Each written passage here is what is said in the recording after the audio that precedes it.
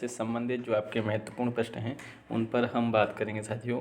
तो आज ये हमारे 100 महत्वपूर्ण प्रश्न हैं हिंदी साहित्य के। चलिए इन पर हम चर्चा करते हैं। तो साथियों आपका पहला प्रश्न कौन सा है?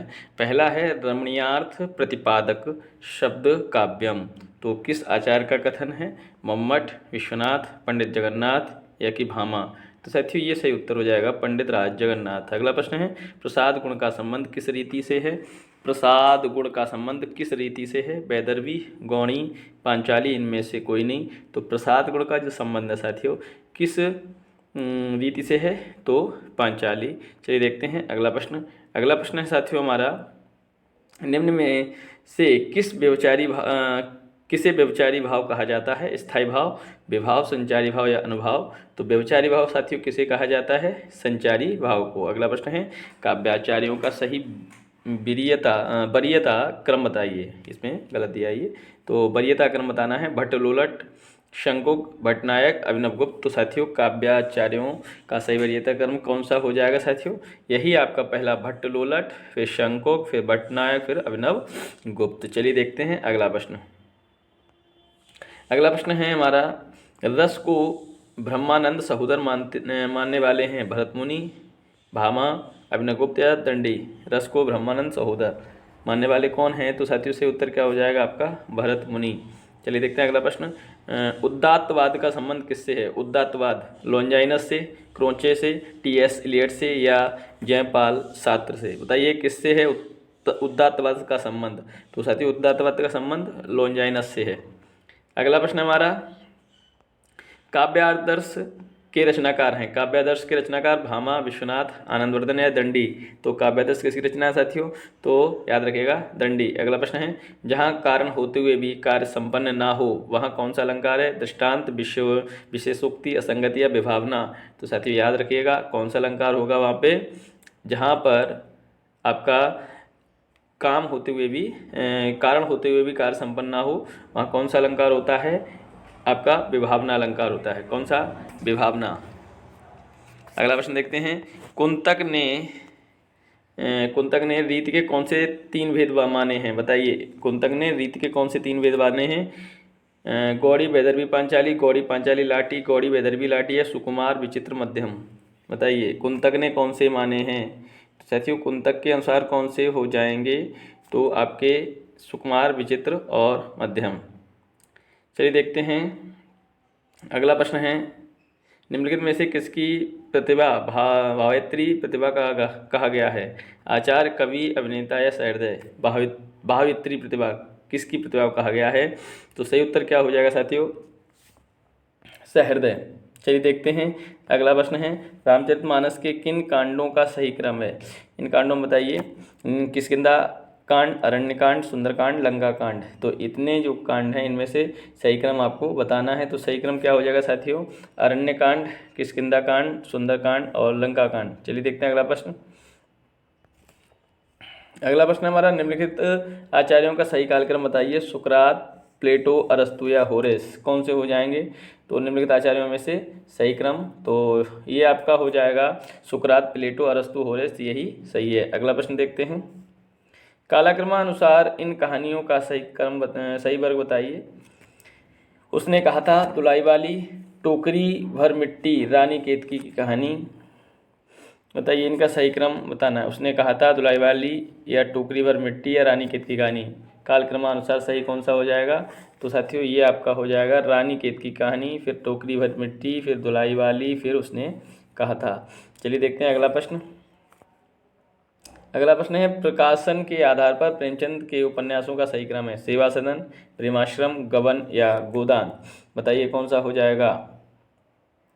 प्रकाशन के आधार पर प्रेमचंद के उपन्यासों का सही क्रम प्रेमाश्रम, सेवादान, गोदान, गबन। बताइए सही इसमें से कौन सा क्रम होगा?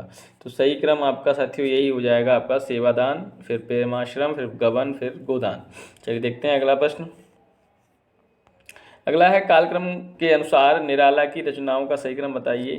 तो निराला की रचनाओं का सही क्रम इनमें से कौन सा होगा? परिमल, फिर गीतिका, फिर कुकुरमुत्ता, फिर गीत गुंज। याद रखिएगा। चलिए देखते हैं अगला।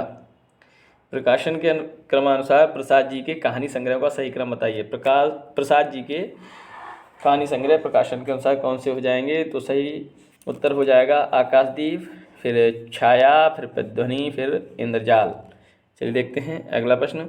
काल क्रमानुसार समीक्षा में संबंधित कृतियों का सही वर्ग है। कालिदास की लालित्य योजना, कालिदास की निरंकुशता, कालिदास का भारत और कविकुल गुरु। कौन सा इसमें से आपका संबंधित कृतियों का सही वर्ग है? सही वर्ग बताना है तो कौन सा हो जाएगा साथियों? कालिदास की निरंकुशता, फिर कालिदास का भारत, फिर कविकुल गुरु, फिर कालिदास की लालित्य योजना। चलिए देखते हैं अगला प्रश्न। अगला हमारा हिंदी तर प्रदेशों के इन रचनाकारों का कार्यक्रमानुसार सही वर्ग होगा। सेनापति, भूषण, पद्माकर, रांगी, राघव। इनमें से आप बताइए सही क्रम क्या होगा? तो सही क्रम साथियों हो जाएगा आपका यही, सेनापति, फिर भूषण, फिर पद्माकर, फिर रांगी, राघव। अगला प्रश्न है हमारा, निम्नलिखित कवियों को उनकी कृतियों के साथ सम्मिलित करना है। सत्यनारायण कविरत्न, गंगा लहरी, जगन्नाथ दास रत्नाकर, बी सतई, रामचरित उपाध्याय भ्रमरदूत और वियोगी हरि देवदूत। इसमें से कौन सा सही क्रम है? तो सही क्रम कौन सा हो जाएगा आपका कि जो आपका सत्यनारायण कविरत्न है वो आपका भ्रमरदूत है, जगन्नाथ दास रत्नाकर कौन सी हो जाएगी आपकी? गंगा लहरी, रामचरित उपाध्याय देवदूत और वियोगी हरि आपका वीर सतई। तो चलिएगा आपका बी ऑप्शन सही है। अगला, निम्नलिखित में नाटकों के साथ उनके पात्रों को सम्मिलित करना है। अंधेर नगरी, कोर्ट मार्शल, द्रौपदी और कौमुदी महोत्सव। तो इनके जो पात्र हैं वो आपको बताने हैं। तो सही पात्र का सम्मेलन करना है। तो साथियों देखिए, अंधेर नगरी नारायण दास, कोर्ट मार्शल रामचंद्र और द्रौपदी का कौन सा हो जाएगा? सुरेखा और कौमुदी महोत्सव चाणक्य। याद रखना है आपका यही ऑप्शन सही हो जाएगा। अगला देखते हैं, भारतीय आर्य भाषा परिवार की भाषाओं का मूल स्रोत कौन सी भाषा है? हिंदी, वैदिक संस्कृत, मराठी या लौकिक संस्कृत? बताइएगा। आर्य भाषा परिवार की भाषाओं का मूल स्रोत कौन सी भाषा है? तो साथियों सही उत्तर क्या हो जाएगा इसका? सही उत्तर हो जाएगा आपका वैदिक संस्कृत। कौन सा? वैदिक संस्कृत। अगला प्रश्न है, तमिल, तेलुगु, कन्नड़ और मलयालम भाषाएं किस भाषा परिवार से संबंधित हैं? भारतीय आर्य भाषा, भारतीय यूरोपीय भाषा, द्रविड़ परिवार या आधुनिक भारतीय आर्य भाषा परिवार? तो सही उत्तर क्या हो जाएगा इसका? द्रविड़ परिवार। अगला प्रश्न हमारा, भाषा का मूल रूप कौन सा होता है? लिखित, मौखिक, मानक रूप या साहित्यिक रूप? भाषा का मूल रूप, तो साथियों भाषा का मूल रूप कौन सा होता है आपका? मौखिक रूप। अगला देखते हैं, खड़ी बोली हिंदी का साहित्यिक रूप किस शताब्दी में विकसित हुआ है? खड़ी बोली का बताइएगा। खड़ी बोली हिंदी का साहित्यिक रूप किस शताब्दी में? 18वीं, 17वीं, 19वीं, 16वीं? तो साथियों सही उत्तर क्या होगा इसका?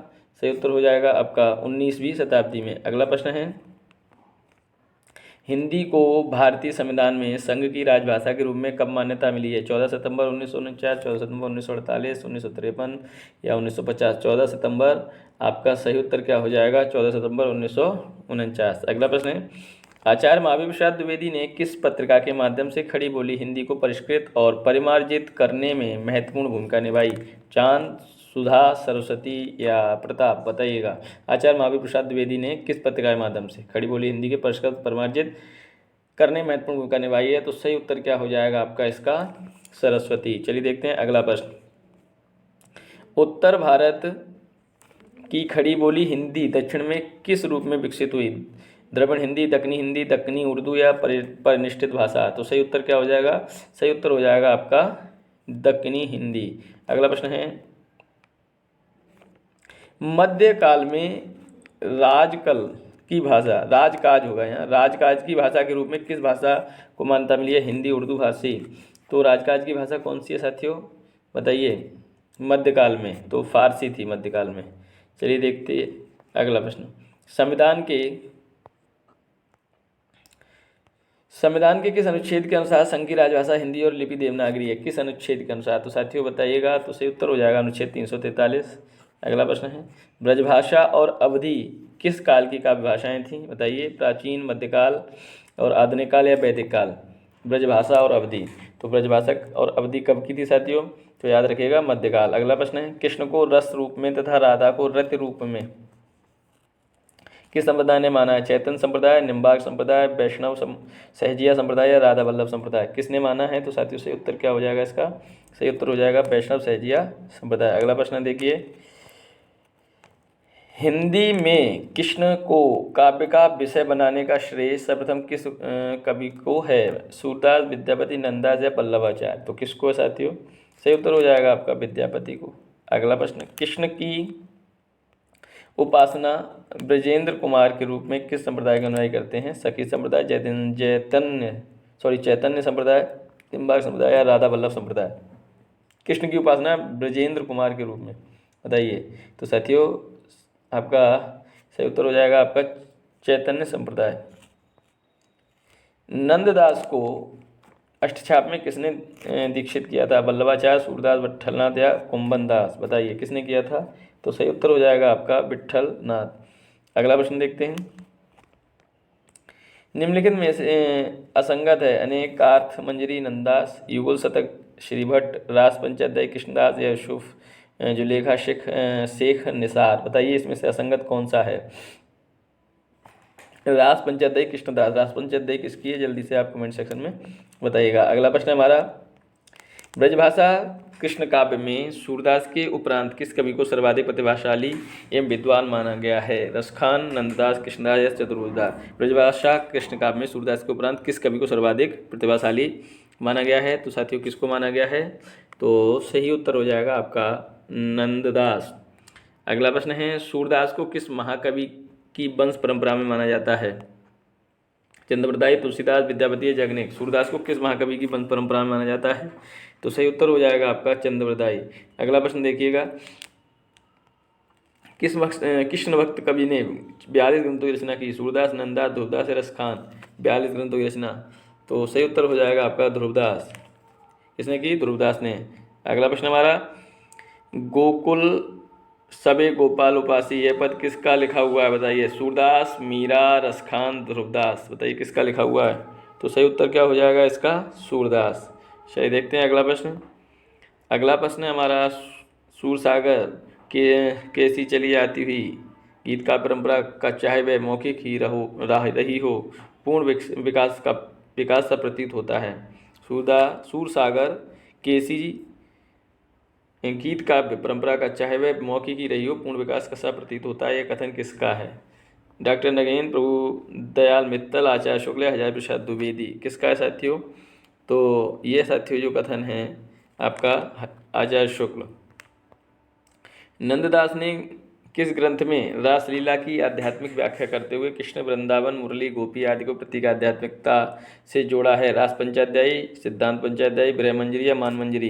किससे जोड़ा है साथियों? सही उत्तर हो जाएगा आपका सिद्धांत पंचाध्यायी। रास पंचाध्यायी में किस छंद का प्रयोग किया गया है? सवैया, पद, दोहा या रोला? बताइए। तो सही उत्तर हो जाएगा आपका रोला। अगला देखते हैं, ध्रुवदास किस संप्रदाय के कवि हैं? ध्रुवदास किस संप्रदाय के कवि हैं? बताइएगा। तो साथियों सही उत्तर हो जाएगा आपका राधा वल्लभ संप्रदाय। रसखान की किस रचना में राधा कृष्ण को मालिन मालिनी मानकर प्रेमोधन वर्णन करते हुए प्रेम के गुण तत्व का सुविवेचन किया है? प्रेम वाटिका, सुजान, रसखान, अष्टछाप या दान लीला? बताइए किसमें किया गया है? तो साथियों सही उत्तर हो जाएगा आपका प्रेम वाटिका। देखते हैं अगला प्रश्न, आगे होने वाले कवियों की श्रृंगार और वात्सल्य की युक्तियाँ सूर्य की झूठी सी जान पड़ती हैं, यह कथन किसका है?